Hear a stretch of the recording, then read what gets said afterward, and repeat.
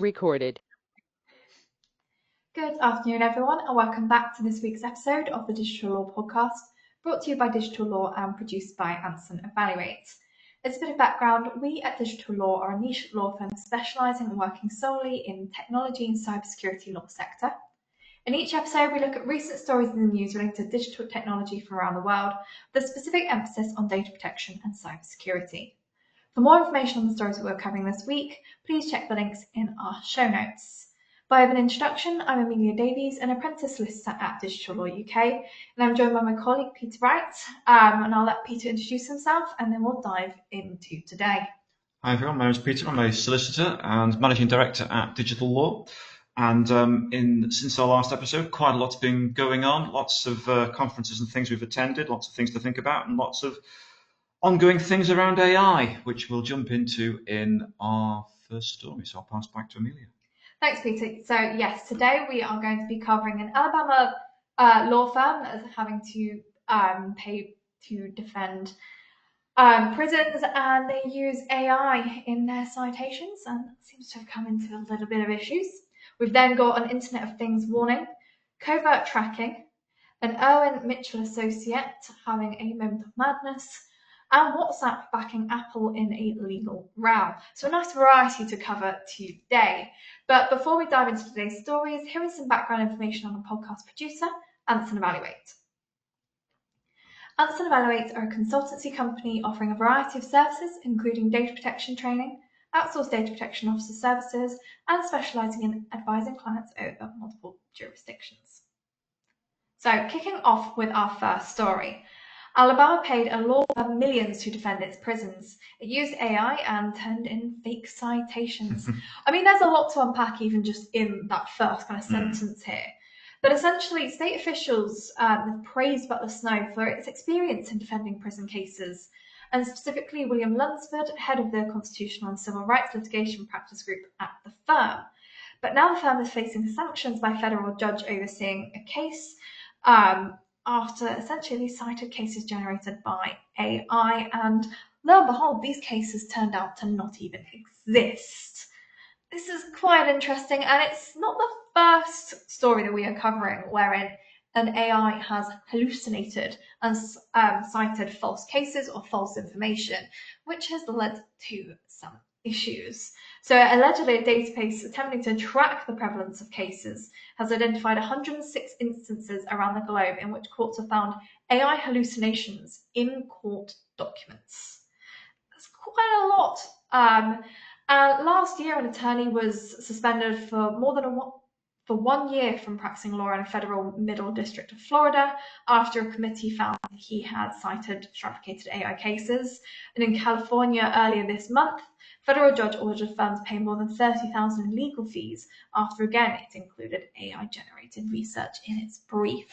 So you can see here that there is a clear issue in terms of using AI to help with legal research, legal drafting, and the law. Peter?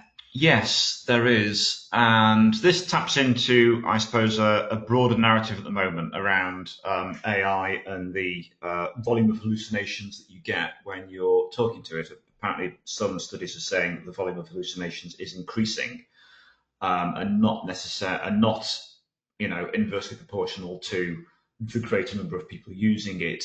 It's more the fact that the overall instances are increasing. Not for a minute am I saying this is a reason not to use AI. I think it's just a reason to be mindful of the fact that it isn't necessarily 100% accurate.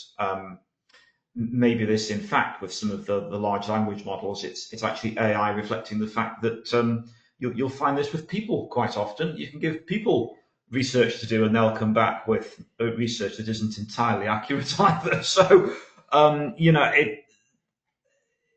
it's just showing really that the technology is not infallible, and ChatGPT will turn around and make very confident assertions that something is true when it isn't, in the same way that a person will do the same thing. And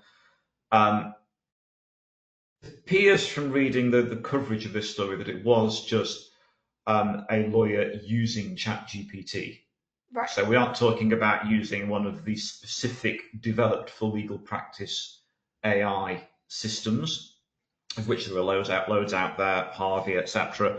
Westlaw has developed an AI assistant.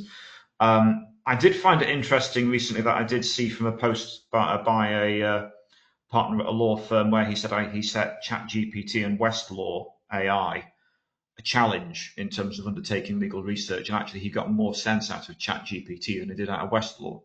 And Westlaw was the one who was paying hundreds of dollars a month for his law firm subscription. I can understand it to an extent, because where you've got a massive pool of information with ChatGPT, you're able to cross-reference far more against potentially other sources. Whereas when you've got just for example, a law firm LLM, where it's purely trained on information provided by that law firm, you've got a limited pool of resources to cross-reference and check. So you can see why you might get a better answer, because you've got broader services, but then at the same time, you've then got alternative points in respect of the law firm LLM is trained purely on correct information. I mean, that Westlaw one, though, is trained on Westlaw's massive database of global legal judgments and and articles and things put together by lawyers for lawyers. So you'd think that in that fairly distinct, specific ecosystem, the AI would be able to work out what was good and what wasn't, what was right and wrong, more conclusively than, I say, the freebie version of ChatGPT. Not one of them all. There are various different premium options out there with ChatGPT, not to mention the fact that some developers are taking that and then building other systems onto it that will then use the ChatGPT interface to give you the specialist information that you need. But clearly, as we are sort of seeing rapid advances in the field, is it coming at a cost of accuracy? Seems to be the question. This going back to this instance with the law firm in the US, it was 4 individual fake citations that were given, and unfortunately, it wasn't the law firm that picked up on it or the lawyer. It was actually ended up being the case that the opposition lawyers picked up on this and then tried to take professional action against the lawyer for having used what they felt was clearly AI-generated pleadings. This is maybe a practice issue then, in terms of, are lawyers actually being trained on technology and the evolution of this and how to use this appropriately? Because, we've not yet touched on the fact that AI is actually really useful, and it can be used for a variety of things in a positive way. AI for research purposes, it can be great. Particularly, you can use it as a starting point, and if it spouts something out, you then use it to start with. For example, if it spouts out a case, on a personal standpoint, if it spouts out a case, I then Google the case. It's correct. Cross-reference it with other websites. But unfortunately, this is then you're asking the question. It's questions to which the answer is no. Yeah. Is this something that lawyers are being trained on? No. Is it something that more experienced lawyers are seeking, are taking the time to undergo training on this? Well, given that I provide courses on things like this to certain professional training providers, and given by the numbers of sign-ups to those courses, no, lawyers are not seeking out guidance in large numbers in terms of how to use and understand this technology. I think senior lawyers are just thinking, oh, this is something that the little people can do for me, and they'll run off and do it, and they don't have to think about it, and then they don't know how to question what is coming in. There's no intellectual curiosity there to think, oh, maybe I should check that this is in fact genuine before you put your law firm signature on there and send it into the court. And funny enough, this is something that we've been doing a number of events recently, from our AI and Law and Practice conference to speaking at things like Legal Geek Growth. And one of the things we keep talking about is that firms really do need to have AI guidelines in place in terms of how you're going to use AI. And I'm not talking about how you're going to use an off-the-shelf system that you might buy, or how you're going to use a subscription. It's how are you going to deal with your staff using AI in different systems through their mobile devices every day. Are you going to make sure that they are not using AI in a way that compromises your firm's systems and confidentiality? Are you going to make sure that the systems you are using have proper integrity? Have you made sure that staff know not to put personal data into AI systems if they're cutting and pasting client information into systems and saying, please draft me this letter or please draft this email? And it doesn't have to, AI guidelines don't have to be complex. It just should simply be sort of do's and don'ts. Yeah. And provided that you have that, it's far easier to point to a document that exists within an organisation to say, look, this is what you should and shouldn't be doing, rather than leaving it up to individuals to then make that decision themselves. Because if they've not got the right training, how are they going to be able to make those appropriate decisions? And also, how are they going to know when someone's using a system that they really shouldn't be? I did a spot check last week on 3 different popular programs that have AI systems that are constantly being pushed and pushed and pushed through systems like YouTube, saying, oh, I use this AI manager to help me with my calendar, and it makes me so productive, and I don't have brain fog anymore, and isn't it great? And then sure enough, you then look at the terms, and there's nothing in there about the most basic data subject rights that you would expect if you were using a system in Europe or the UK. So does it comply with the law in those countries? No, it does not. Should you be using that on your laptop if you are undertaking the commissioning of legal services? Absolutely not. Yeah. But are they even aware of this, that they could be breaking their professional standards by using systems like that? No. I am not saying not use AI for the, and I will go to the nth degree on this. It is the technology of the future, but use the right systems. Use systems that are secure. Use systems that can be relied upon.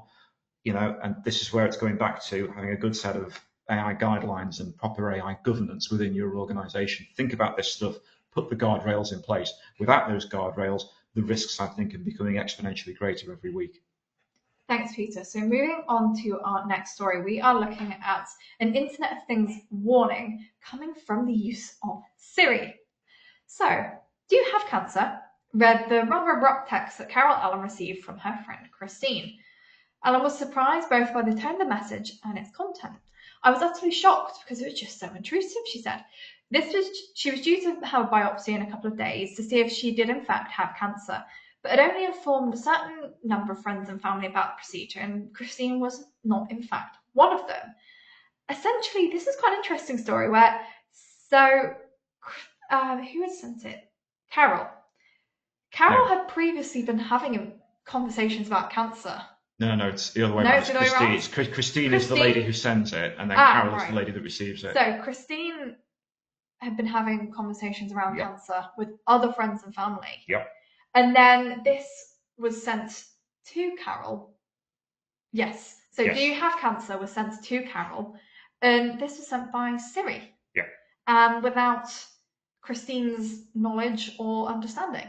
Mm-hmm. And this sort of happened, and having that sort of out of the blue, Carol was really confused as to why this had come through. And equally, when obviously she's told Christine was equally as confused. This is a warning in terms of the use of Internet of Things, Peter. Yeah. So smart speakers, etc., are increasingly popular, and of course Siri is embedded into Apple's mobile devices. In this instance, this lady, Christine, had been having conversations with a number of individuals, so phone calls and texts about cancer. And she had a Apple Watch on, and she had her phone also in the room, and clearly it had been listening somehow. They are not entirely sure how this text message was sent, because when they've gone and checked the settings, this shouldn't have been possible. Sometimes there are settings within Apple's operating system that will allow it to automatically send texts without stopping and saying, are you happy with this before it's sent? But that feature was disabled, so it shouldn't have automatically sent something without checking first. So they are not entirely sure how and why this happened, but the point is that then this other unsuspecting lady then gets a text, and by chance she is currently waiting for a biopsy to come through, hasn't had the results, gets a text out of the blue from someone saying, do you have cancer? And I think in the circumstances, her reply was, well, I'm just waiting for some results, but why do you ask? Was just perfectly warranted, we're talking here about the greatest level of intrusion, and seemingly Siri asking one of the most personal questions you can ask someone, very intrusively.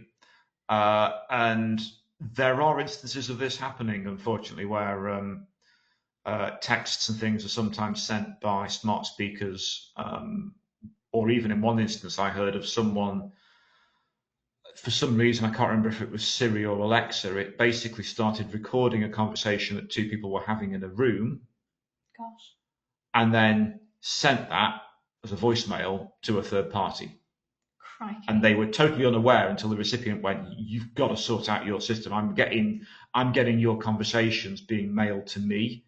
A, would you please stop? And B, you might want to stop. But you went on checking to see if that's being sent to anyone else." And so we know that sometimes there are these sort of slight bugs that happen within the setups of smart AI assistants. So in this instance, this lady, Christina, said, "Well, I've removed all of this from my," basically has stripped on her ivory, taken all of these systems off there, because absolutely terrified of this sort of thing happening again. And indeed, I think the scary thing with it is that when they went into the settings, the protection should have been in place and were in place that should have stopped this from happening. So I say that's no one can confirm exactly how and why this happened. I think the other interesting point to mention here is the fact that we're not just talking about a random question. We're talking about special category data. We're talking about data relating to health. Yep. Siri is overhearing this and then obviously actively processing it and able to send that text. Say asking someone whether or not they have cancer. One, intrusive, but two, special category data, and they should not really have access to that when it does, by definition, require a higher standard of care. And yet it seems that they have access to it willy-nilly, just based on conversations that have been had, whether right or wrong. Yeah, looks like it. Fills you with confidence, doesn't it? Yeah, I mean, in this instance, I mean, what's the takeaway from this? Guys, just people say, "Oh, well, I'll go and switch off my smart speaker," which you can do.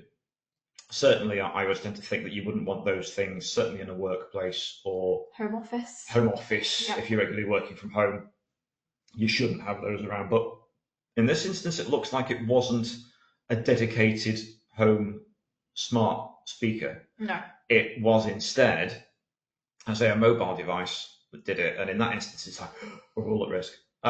So I would just very carefully check by settings when it comes to mobile device use, and be quite careful about what your system is set to do. And also, in this instance, I think that text was sent, and certainly the sender wasn't aware of it, but the recipient got it and went, "Oh, that's funny," and texted back saying, "Yeah, why do you ask?" I'd say it's actually worth just checking your outgoing texts on platforms like WhatsApp, your outgoing SMSs, any other SMSs you can have, just to see, because in this instance, there was a little grey bit under the text that said, "Sent by Siri." Yeah. So if your AI assistant is doing things without you knowing, the indicator would be there, and that there would be something, and you'd be able to think, "Well, actually, no, I didn't send that text." So that would hopefully, I'd say, just check through your sent messages and just see if that sort of pattern of behaviour is happening. If it is, that's a cause for concern. If it isn't, you're probably absolutely fine. Well, you can do what I do, just not use Siri, because Siri just doesn't like to respond to you, in which case you're safe. Well, that's just it. Sometimes I find, and very often there's actually only very limited things that you can ask these things that'll come back with anything like an accurate answer anyway. Oh, yeah. Like, what's the weather like today? And even that's 50-50. Yeah, exactly. Sometimes it's better off just looking outside the window. There you go. Yeah. Is it raining? Yes. Moving on to our next story, we are looking at covert tracking. So academics at Radboud University in the Netherlands and IMDEA networks said they discovered Meta and Yandex have been tracking Android users' browser activity without their consent and using data in their apps. Meta said it was looking into the issue, while Yandex denied collecting any sensitive data. Well, denied any sensitive data. Well, specific wording. So the covert data collection was allegedly spotted in January, and it was discovered that Meta's apps, including Facebook and Instagram, and Yandex's apps, such as Yandex Maps, were sitting in the background of Android devices and loading a script that sent data locally back to the apps on users' phones. This is quite interesting, and I think it's worth mentioning to the point that obviously Meta is US-based, however Yandex is Russian-based. So you've got an interesting juxtaposition of the two forces there. It is, and this has been revealed through an academic study that's been undertaken in the Netherlands, and they sort of did this research and found that this was taking place. When it comes to Meta looking at your data on your browser, so you might have, say, the Facebook app or WhatsApp or Instagram installed on your phone, and they're saying here that those apps are then looking at what you're looking at on your browser.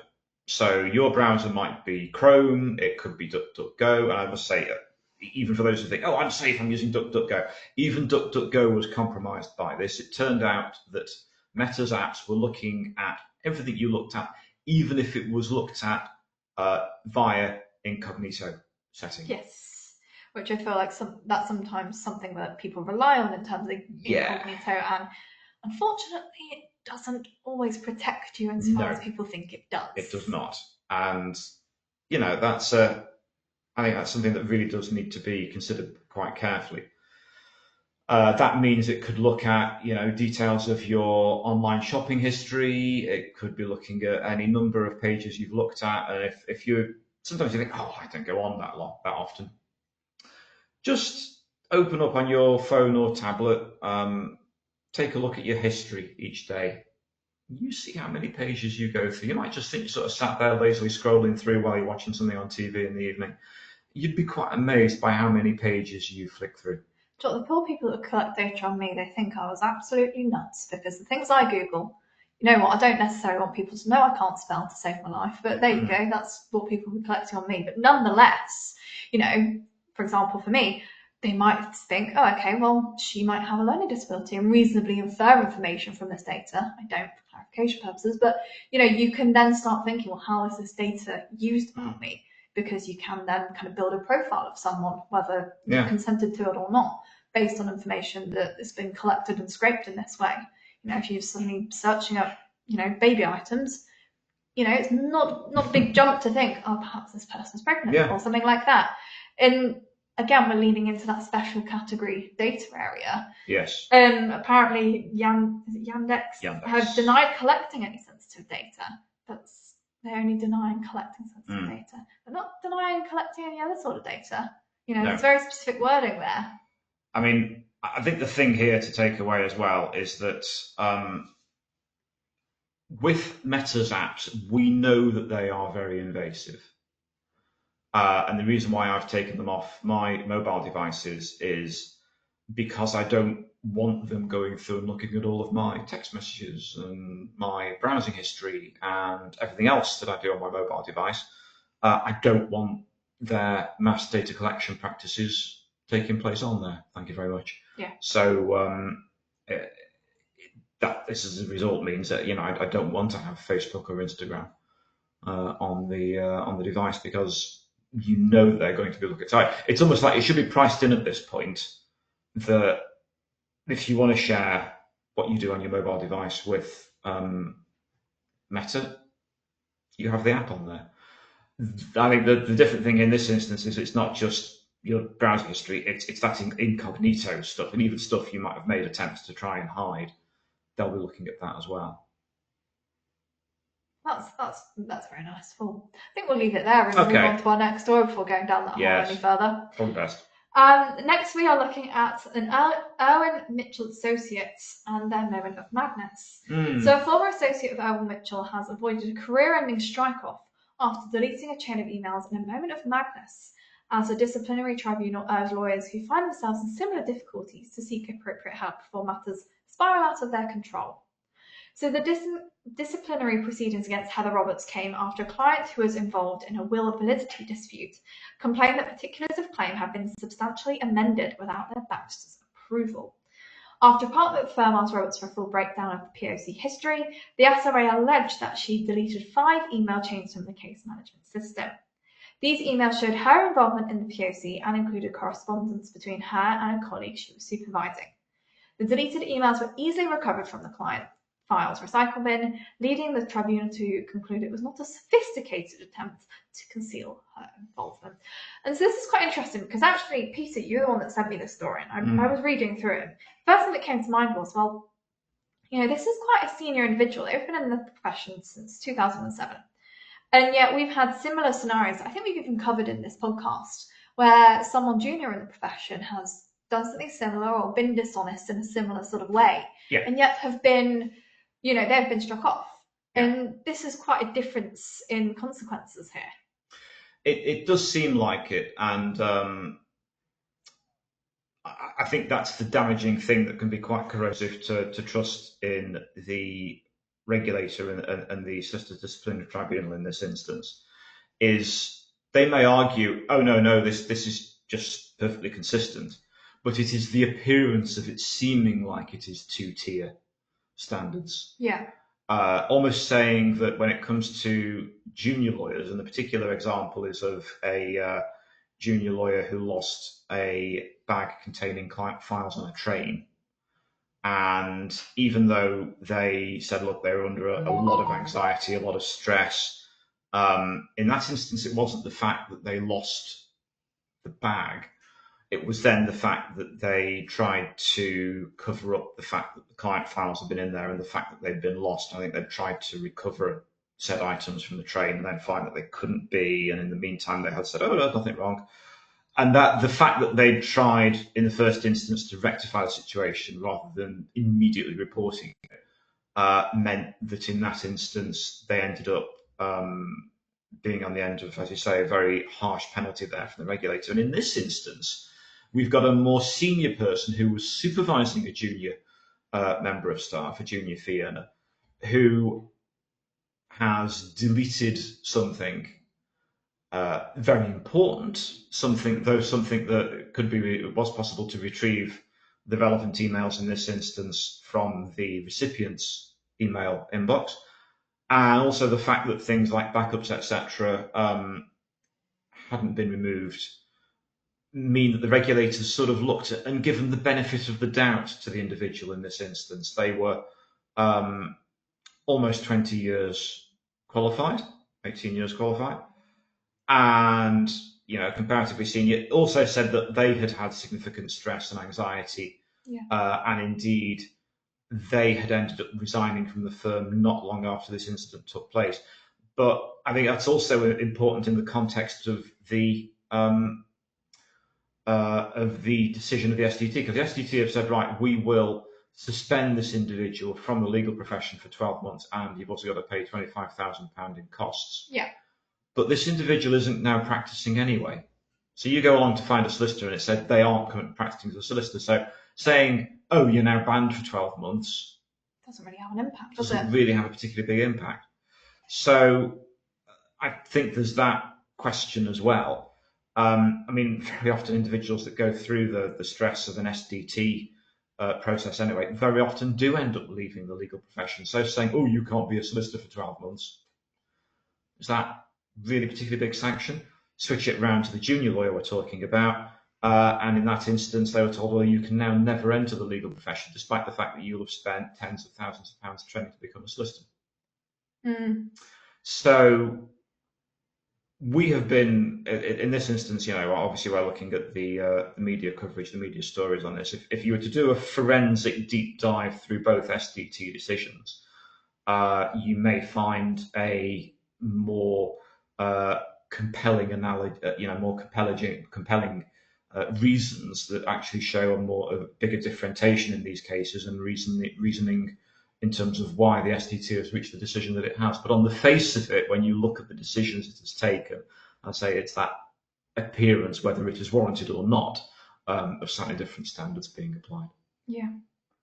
Moving on to our final story of today, we are looking at WhatsApp and the fact that they are backing Apple in a legal row. So WhatsApp has told the BBC that it is supporting fellow tech giant Apple in its legal fight against the UK Home Office over their privacy of users' data.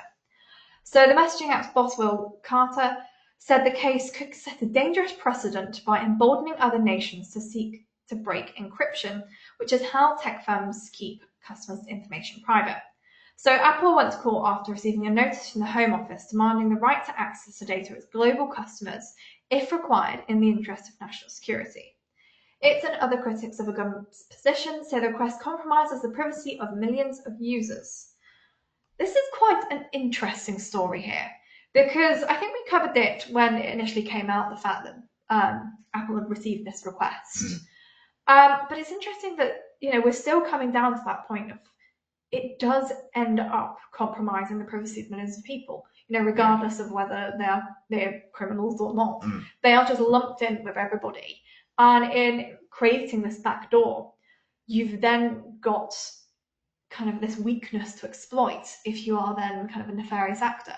Yeah. And this is the basis of the argument here. You've got the UK from a national security standpoint, but then you've got tech giants saying, "Oh, no, this isn't really appropriate." Peter.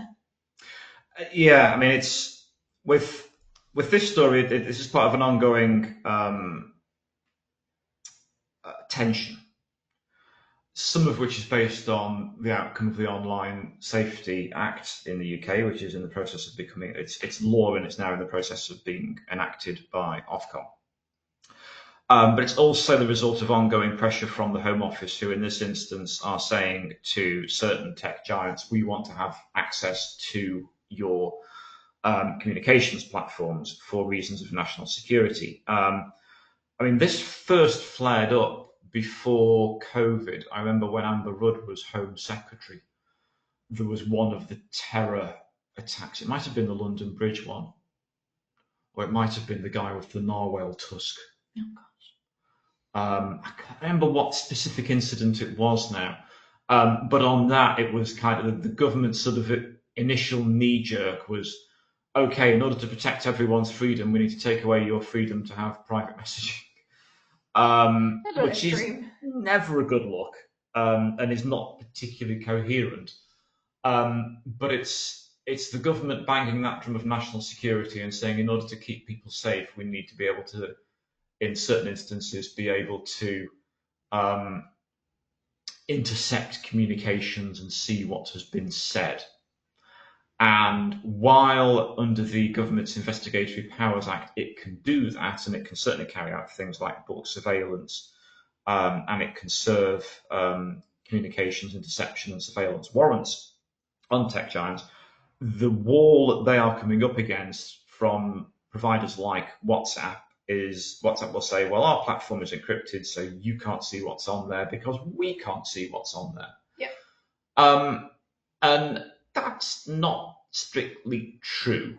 And this is actually taking us back to the joy of the current WhatsApp TV advert. I say TV advert, it's also being put out via YouTube and other platforms, where it shows people sending text messages and WhatsApp saying, look, as far as these texts are concerned, we can't see what they are. And they show like the encrypted hashes and things, rather than actually showing you what someone says.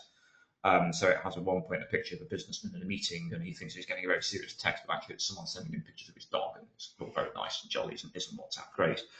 And they're trying to argue, look, no one knows what's in the message, so it's perfectly safe to send this stuff.